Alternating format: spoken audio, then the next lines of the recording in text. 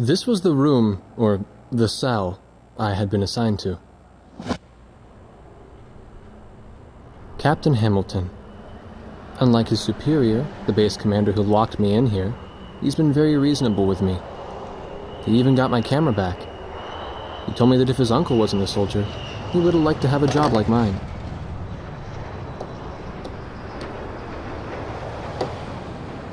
Well, we don't have any reason to hold you anymore. What do you mean? Yuktobania just declared war. They've launched an offensive simultaneously, too. Our naval port at St. Hewlett is getting bombed right now.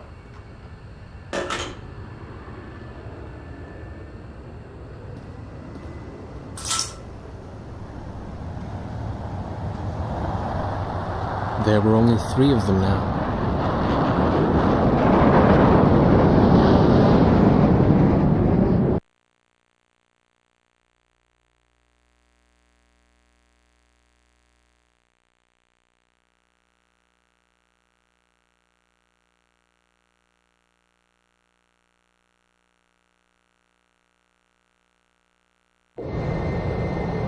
Due to pressing circumstances, I'll be issuing an emergency in-flight briefing.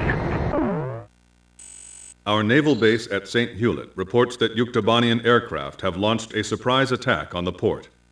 The situation there is critical, with widespread panic. Ships from the 3rd Ocean Naval Fleet docked at the port are currently under attack and taking heavy losses. Hurry to Port St. Hewlett and provide air cover for our naval vessels attempting to escape the bay. Among these ships is the aircraft carrier Kestrel.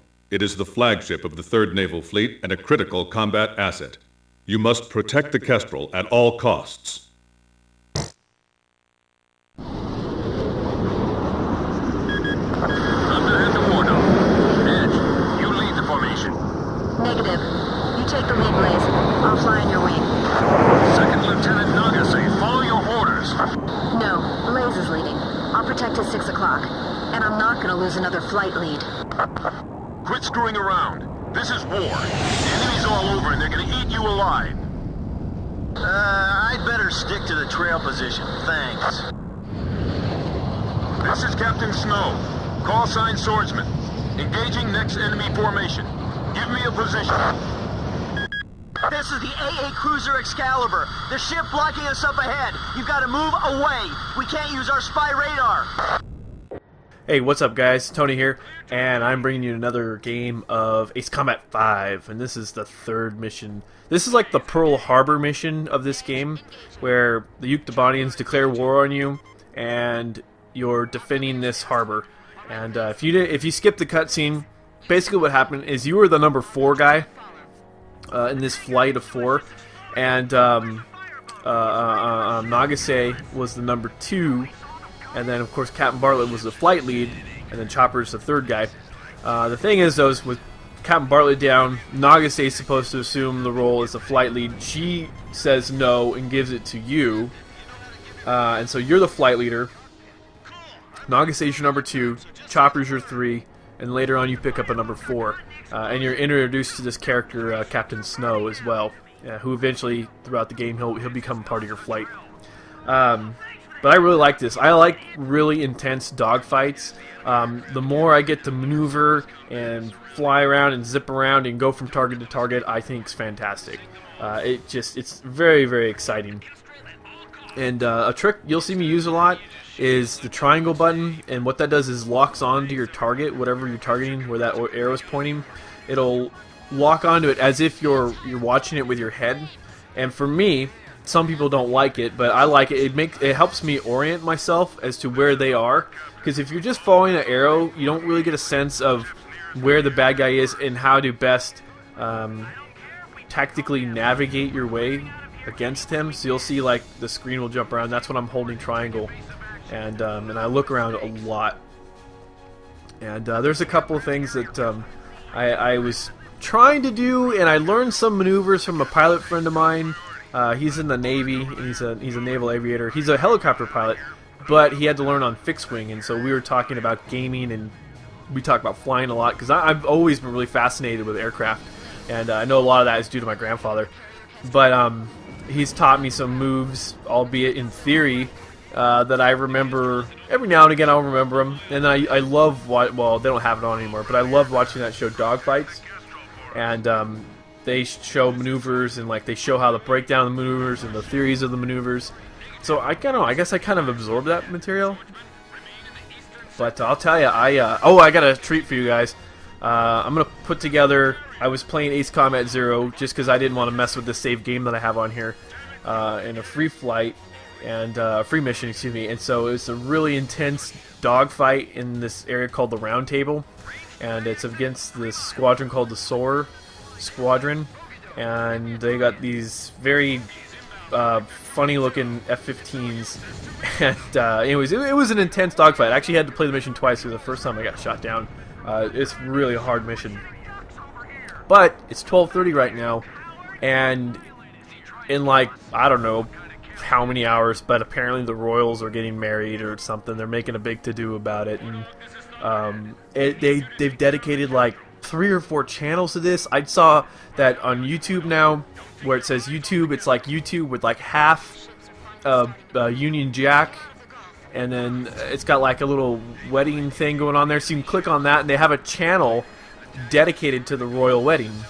And I really can't believe that they're dedicating this much time and this much effort into this wedding thing. You know, I understand, you know, the tragedy that was Diana, but it's just, it's not really, I don't know, it just doesn't interest me. And, you know, for all of our English cousins over there, you know, I consider the United States and Great Britain, you know, England cousins. You know, we hail from the same place, essentially. But anyways, yeah, it's just not my thing, and apparently a lot of women, American women, are infatuated with the royals and that whole, like, story, you know. I told my mom the other day, I said, hey, look, what's going on with the English monarchy, one of my classes, this is one of the history classes I'm taking, the British Empire to 1775, we got talking about that.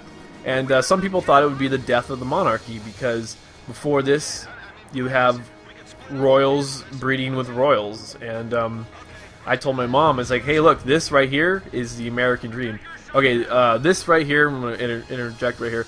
This aircraft that's going left to right on my screen, this is a move that my buddy told me about. There's 2 ways to execute it. This way, which I do a split S and come in on the backside, which is probably the best way to do it. Or you come up, you bank up into the right, and you're going to have to bleed off the airspeed to come around and take that guy down from the top. But I chose that way because it was going to bring me underneath, and it worked out for me. And I was really proud of myself for pulling off that maneuver, because I saw it coming, and your instinct is to be like that little kid who chases the ball. So I thought, oh, okay. But I realized that he's coming. I'm coming at him. He's coming towards me, and he's flying to my right. So if I were to hit the brakes and try to make that sharp right-hand turn, I would have overshot him, and it just wouldn't work. So to conserve my momentum, pulled that split S and came around, and I got him. Okay, so anyways, go back on what I was saying. The royal wedding is like the epitome of the American dream, because you've got somebody who, in English terms, a commoner, a nobody, is going from rags to riches. They are becoming royalty, and it's like, that's very American, and that's not their society at all. You know, I think that definitely would not have happened 10 years ago. I don't know.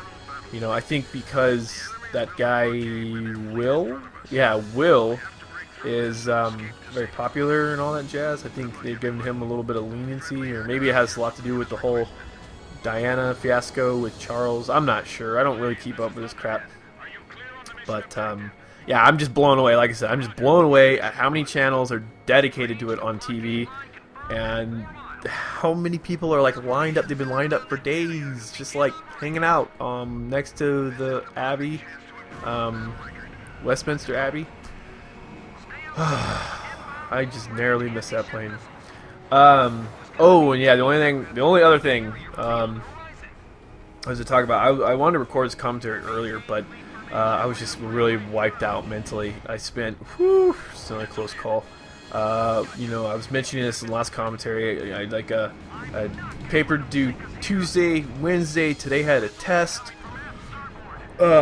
Excuse me, not not about an hour, 2 hours ago, I sent in an email to my professor, another one of my professors, with my final primary source document summaries for the semester, and got that taken care of.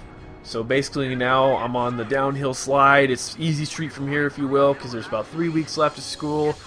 I've got finals in all my classes, but basically what is, I think I've got one test in the Civil War class. I'm going to have probably a test in my British Empire class.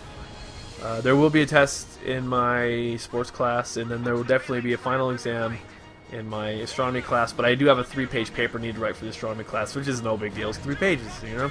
But we have to have 3 sources that can't be textbook sources, and there's something else that has to go in there. Oh yeah, we picked a topic. So I'm thinking about doing mine. I'm really fascinated by black holes. Maybe I could do something about the sun, or maybe, the solar cycle would be kind of cool. I used to love watching that show, The Universe. So I could probably just go to that show and be get an idea, it has to be on some sort of astronomical phenomenon. It can't just be I don't think it can be on aliens or anything like that. But I've got this textbook for this class as well, so I could probably just go and look at that and just kind of get ideas and everything. But yeah, anyways, let's see here. Like I said, this is one of my favorite missions. The mission, is it directly after this? No. It's not the mission directly after this. I like the mission directly after this. But the mission after that, I don't really like. It's this refueling mission, and it's kind of boring. But they get more exciting. Like I said, the ones that are just totally big on dogfighting, I love. The ones where you gotta bomb a lot of stuff, they can be kind of exciting, but air-to-air combat is just what makes this game. And I always wanted to try that game, Fly Aces High, or Aces High. Yeah, I think it's Aces High. It's an online World War II dogfighting, flight simulator. And I always wanted to try that, but I think you have to pay for it, and I don't have a PC anymore. And anyways, I played Microsoft Flight Simulator for World War II, and it was just way too authentic, real. It was you bank, you're stall. Every time you bank, you stalled. And in this game, there's a lot of leniency, a lot of latitude, and when you stall, you can pull off some maneuvers. You probably, I don't know, maybe you can, I don't know, maybe it's really true to life, I'm not sure, but you really don't bleed off that much airspeed when you're pulling G's, and there's no fuel gauge and stuff like that. So this mission's about to wrap up here. We just ended, and I totally forgot that you run out of missiles really quick, so I ran out of missiles there just towards the end of it. But anyways, guys, I'm going to let you guys go so I can work on my next project. And hopefully I'll put that out tonight. So talk to you guys later. 2, 3 planes. Count them up, man. We're all back safe. I can't wait to tell the captain once they pluck him out of the ocean.